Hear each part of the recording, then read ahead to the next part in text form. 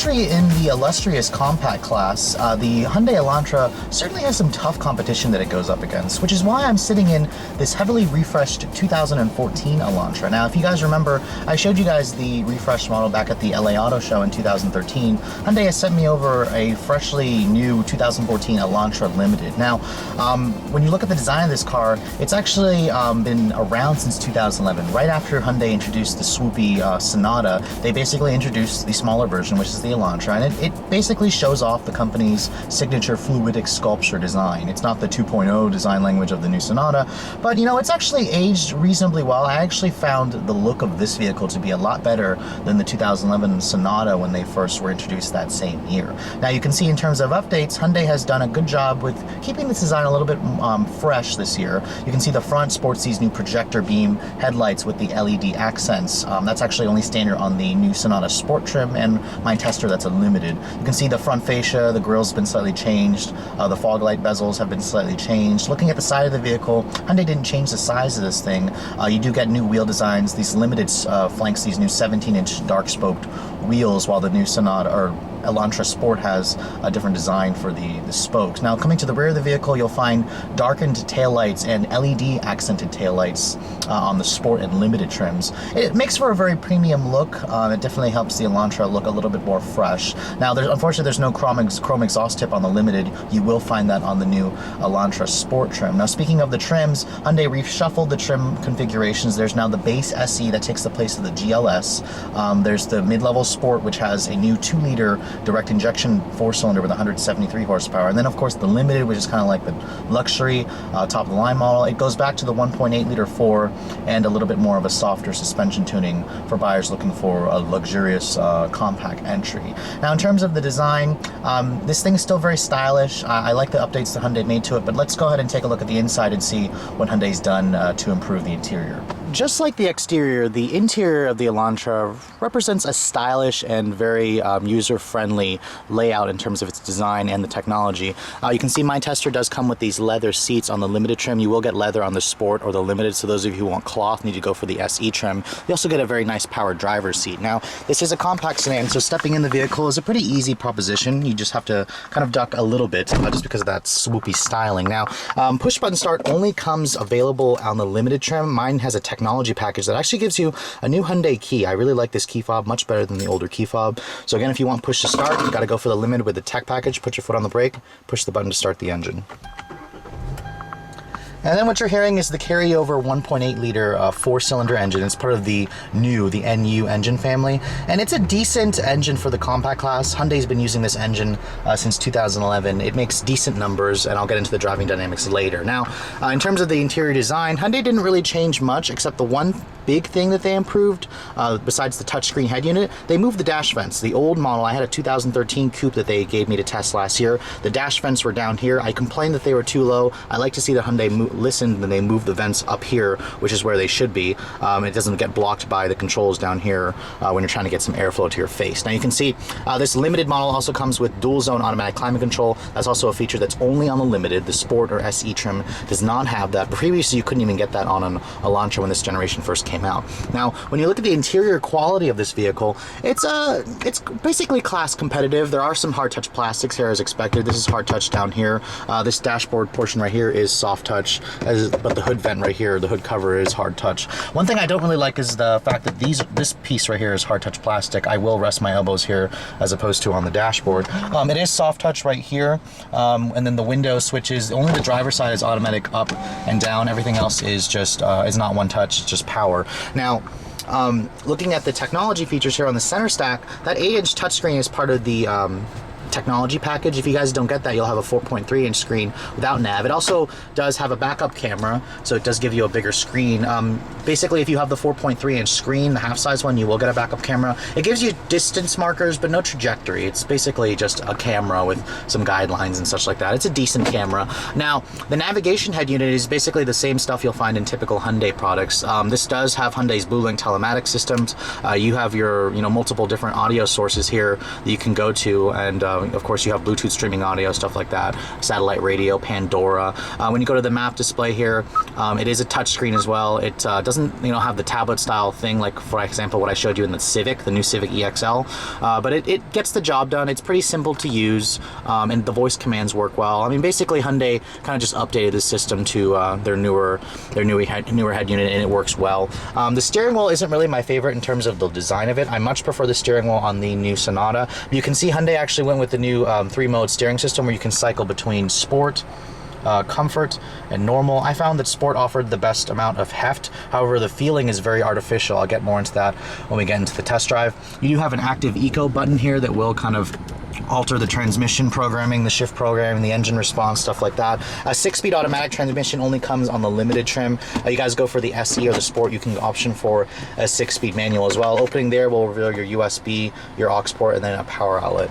Overall, I really think that the design of this car's interior, it's nicely updated, although some of the tech features, some of the packages, it's getting a little bit long in the tooth. A lot of other cars offer more standard equipment at similar money or less. Looking at the back seat of the Elantra, this is also a decent size. It's a little bit on the smaller terms of the class if you're going to just compare numbers. Now, getting inside the back seat here, you can see the floor is actually almost flat there in the middle, so it's basically just like a Civic. You only get one map pocket here with the cargo net style on the back. I don't really like how the seat back itself is not soft. It's a hard touch plastic here. I kind of think they should have just made the whole thing soft like the rest of the seat. Now you can see here there's an armrest with cup holders. The seat itself is 60/40 split. And then of course one of my issues with the back seat or with the car in general is this is leather. However, it feels like vinyl. It doesn't feel like very soft or high quality leather. I mean, I've sat in cars that have the VTEC, the faux leatherette, and it feels more soft and more real than this actual real stuff. In terms of materials back here, it's hard touch plastic, soft touch right here where your elbow is going to rest. And then of course the Elantra, one of its selling features, it's got heated back seats. Even the midsize Sonata doesn't offer the heated back seats, so go figure. Now, checking out the trunk capacity of the Elantra, you can see it's actually a pretty large trunk. You're going to look at just under 15 cubic feet of space. The seats themselves, they are 60/40 split, although the hinges here in the trunk will crush your cargo, so make sure you don't allow that to happen.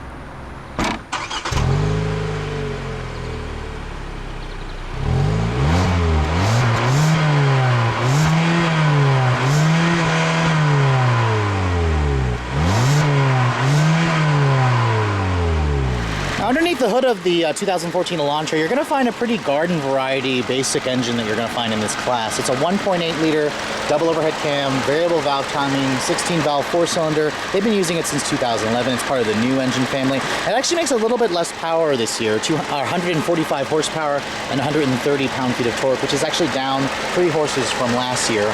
Your other option is a 2-liter direct injection 4-cylinder on the Sport. That makes 173 horsepower and 154 pound-feet of torque. Now, you're going to pick the smaller engine because you don't really care about performance, you care about fuel economy. Now, this is where Hyundai actually struggled when this car first came out. Every Elantra was rated at 40 mpg back then in 2011. The car was re-rated, and now the 2014 ratings are 27 in the city, 37 on the highway. Good numbers. There are other vehicles in the class that have this beat. Of course, the Elantra is front-wheel drive. It runs on regular gas with that 6-speed automatic. Let's take a look and see how all that works together. Now, I've had a chance to drive this generation Elantra multiple times, and I was a little disappointed that this wasn't the new Sport trim. I kind of wanted to test out the 2-liter engine with more horsepower. Nevertheless, the Limited with the 1.8 or the SE with the 1.8 is the volume seller. So let's see if Hyundai actually updated the driving dynamics, shall we?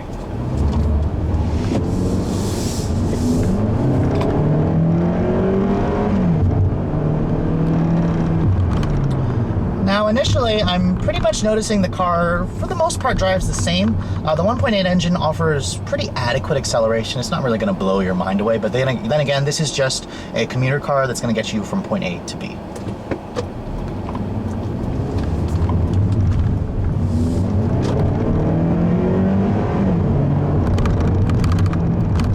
Now, with the volume 6-speed automatic, you can pretty much expect a 0 to 60 time of just under 10 seconds, let's say 9.5. It is on the slower end of the compact class. That 2014 Civic that I had last week with its new CVT will get to 60 a little bit quicker. However, you guys would be surprised. I prefer the 6-speed auto in this car. I like the way it shifts. It's very smooth shifting. I like the sound of gears changing as opposed to that CVT rubber band, like just wailing noise at Redline that CVTs do. But in terms of the engines, if I'm going to compare the 1.8 in the Civic and the Elantra, I'd probably say they're about even. They're just kind of very basic engines. They're nothing really special. If you want a special engine in the compact class, you really got to look at Mazda's engine. Mazda makes a pretty good 2-liter Skyactiv engine, or the new 1.8-liter turbo engine in the Volkswagen Jetta is also a great motor if you guys are looking for more power. Now, what Hyundai said they did improve is the steering feel. Now, the selectable steering mode in here, I'm going to put it in sport mode right now, and what I'm noticing immediately, there is a lot of heft to it, but it also feels artificial. Hyundai still got to work on the tuning and the feel. This car still feels a little bit skittish, it's still a little bit nervous. It doesn't give you the confidence that I had with that Civic or the Mazda 3 or the Ford Focus. Those are the class leaders if you're going to look for driving dynamics. This car is still kind of this awkward in between like a Corolla, a Sentra. It's still a little bit not sporty, and that's okay. You know, some people want that.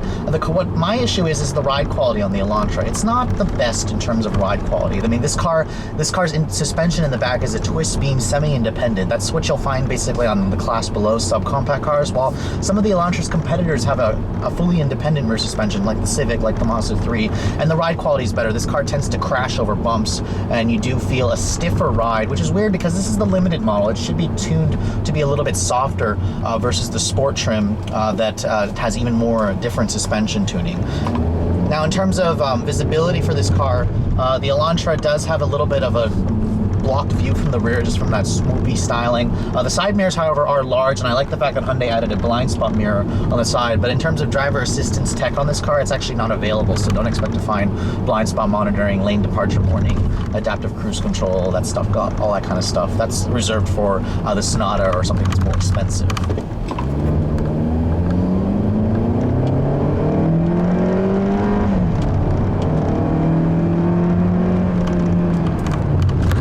Now, in terms of the refinement for the engine, it makes a little bit of a buzz. However, it's a lot more improved versus the 1.8 in the older model. I've noticed Hyundai did uptick the refinement. Now, going around these back roads here, this is not the Elantra's strong suit. Even in the sport mode here, I would be curious to test the sport model, but this car just feels very skittish. It doesn't give you much driver confidence. It feels a little bit nervous, and you're going to want to go a little bit slower around these fast curves. And then, of course, power-wise, this thing is definitely lacking. So if you guys are looking for more power, make sure you guys check out the sport model with the 2-liter engine, or even the Mazda 3 or the Ford Focus. They offer a little bit more power than this 1.8.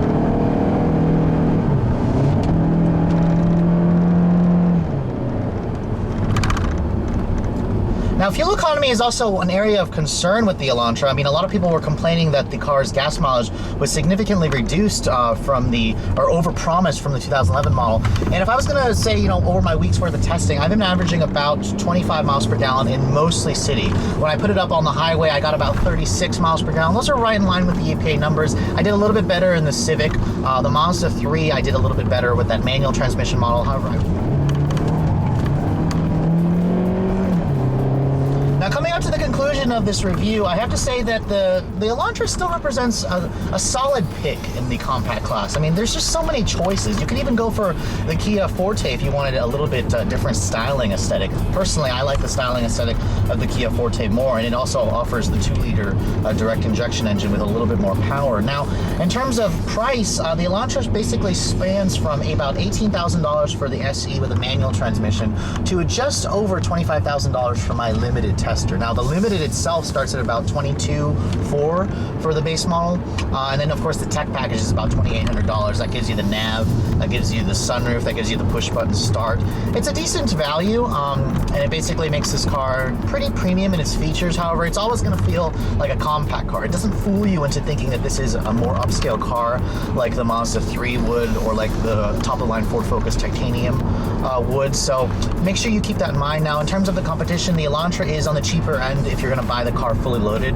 Of course, it is missing some premium features like driver assistance tech or cooled seats on the Forte, or HID headlights that the Forte will offer. So, but if you guys are looking for the best value, the Elantra still offers that. You also get the strong warranty. However, just keep in mind, if driving dynamics or the most recent up-to-date tech is a big consideration, or if you guys want the most power, there are other choices in the segment, but just be prepared to shell out a little bit more money for those features. Anyways, hope you guys have enjoyed my overview of the refreshed 2014 Hyundai Elantra.